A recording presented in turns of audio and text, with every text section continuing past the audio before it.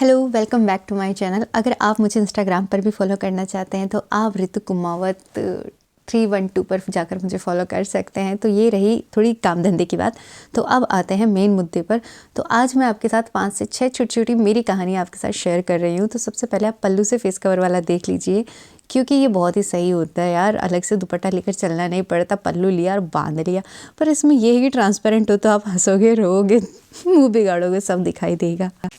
5-6 बड़ी story share करने से अच्छा है मैं एक प्यारी सी स्टोरी आपके साथ शेयर करती हूँ। हुआ कुछ यूँ था जब मैं क्लास 5th या 6th में थी, तब मैं रास्ते में जब स्कूल जाती थी सुबह सुबह, तो एक लड़का मिलता था जो कि साइकिल से आता था। मैं बहुत स्पीड में चलती थी क्योंकि मैं हमेशा सोती रहती थी और लेट होती थी, तो मुझे स्कूल जल्दी जाना होता था और पैदल पैदल जाना होता था। तो मैं इतने फर्राटे से चलती थी, मतलब चलती थी, खुद की बड़ाई नहीं कर रही हूँ। तो फिर पर मैं टाइम देख कर चलती थी कि हाँ ये मेरे लेट होने का टाइम है। वो लड़का भी अभी स्कूल से आएगा, हमारा जस्ट अपोजिट होता था। वो सामने से आता था, मैं सामने से उसके सामने से अपने स्कूल में जाती थी। तो इस तरह देखते देखते 1 साल निकल गया। फिर एक दिन जब मेरी छुट्टी थी तब मैंने रियलाइज़ किया कि मेरे गली में से ही वो लड़का जाता है। फिर मैंने सोचा वाह इसकी गली का रास्ता यही है। पर आज जाके मुझे ये समझ में आ रहा है कि इतनी गलियाँ होने के बावजूद भी वो मेरी गली में से अपने स्कूल क्यों जाता था, मतलब मेरे घर की गली में से। तो बस इतनी ही बात थी। फर्स्ट साइट अट्रैक्शन, ये मतलब होता है ना कि बचपन में आपको बहुत ज़्यादा अट्रैक्शन होते हैं। तो ये मेरे रास्ते का अट्रैक्शन था, मेरे टीवी का अट्रैक्शन था, मेरा ऋतिक रोशन जो आज भी मेरा अट्रैक्शन है। बट अफसोस अब मेरे पति मेरे अट्रैक्शन को ले डूबे और वही मेरे प्यार, मेरे पति, मेरे सब कुछ है जो मेरे पीछे खड़े हैं मेरी गोद में। उनके 2 बच्चे हैं, एक नीचे खड़ी है और एक मेरी गोद में बैठा है। तो ये रही एक मेरी छोटी सी सड़ी हुई सी कहानी। आई होप आपको पसंद आई होगी। तो लाइक ज़रूर करना और आप भी अपने स्कूल वाले अट्रैक्शन को ज़रूर शेयर करना। ये तो देखो मेरे रास्ते का अट्रैक्शन था, मतलब हर जगह। शादी में जाती तो मेरी फ्रेंड्स अगर होती तो मैं बोलती देख वो वाला तेरा दूल्हा, ये वाला मेरा दूल्हा। उसके बाद जब मैं हायर एजुकेशन के लिए बड़ी क्लासेस में गई, 11th-12th के लिए मैंने स्कूल चेंज करी। मेरे साथ मेरी दीदी जाती थी, तो हम दोनों पूरे रास्ते बस एक दूसरे की टांग खींचते रहते। और दूर से कोई आता, जैसे कोई बुढ़ा सा आ गया, तो मैं बोलती दीदी देखो मेरे जीजा जी आ रहे हैं फिर उनको कोई बहुत ख़राब सा दिखता तो बोलती देख ये मेरा जवाई आ रहा है तो इस तरह हंसी मजाक करते करते हमने वो 2 साल निकाल दिए। और इतना मिस करती हूँ उस टाइम को कि वो लौट कर आ जाए। खैर कोई ना। अब कुछ लोगों को यहाँ पॉइंट मिल गया होगा कि ऋतु के तो ऐसे ऐसे कांड हो रखे हैं, बट मैं उनको क्लियर कर दूँ कि प्लीज़ आप मेरे घर तक ये बात पहुंचा देना, आपकी बड़ी कृपा होगी। क्योंकि मैंने यहाँ सभी को बता रखा है, खास करके मेरे हस्बैंड जी को तो मैं सारी बातें बताती हूँ, आपकी भी बताती हूँ जो आप मेरे हस्बैंड जी को कहना चाहते हैं।